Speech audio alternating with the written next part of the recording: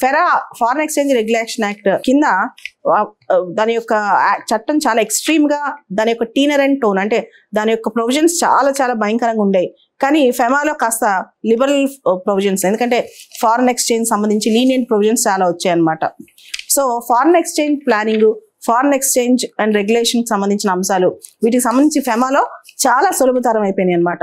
తర్వాత ఫెమాలో కొన్ని ప్రొవిజన్స్ చూసుకుంటే, ఫెమా అనేది ఫెరాని రీప్లేస్ చేస్తూ 1999లో వచ్చిన చట్టం. తర్వాత ఫెమాకు సంబంధించి ఫారెన్ ఎక్స్చేంజ్ ని ఒక ఎసెట్ లాగా చూసే చట్టం, ఫారెన్ ఎక్స్చేంజ్ మేనేజ్మెంట్ యాక్ట్ అనేది మరి ఫారెన్ ఎక్స్చేంజ్ ని ఒక ఆస్తి అండ్ బిజినెస్ ని ఫెసిలిటేట్ చేయడానికి వచ్చిన చట్టం అనమాట. దాంతో పాటు ఫారెన్ ఎక్స్చేంజ్ మేనేజ్మెంట్ యాక్ట్ లో ఫారెన్ ఎక్స్చేంజ్ రిజర్వ్స్ కానీ, ఓవర్సీస్ ట్రేడ్ కానీ, ఓవర్సీస్ పేమెంట్స్ కానీ, వీటన్నిటిని పూర్తి స్థాయిలో సులభతరం చేసి ఎంకరేజ్ చేయడానికి వచ్చిన చట్టం. So foreign exchange management act ప్రధానమైన గోల్ ఏంటంటే ఫారెన్ ఎక్స్చేంజ్ ని ప్రమోట్ చేయటం, మేనేజ్ చేయటం.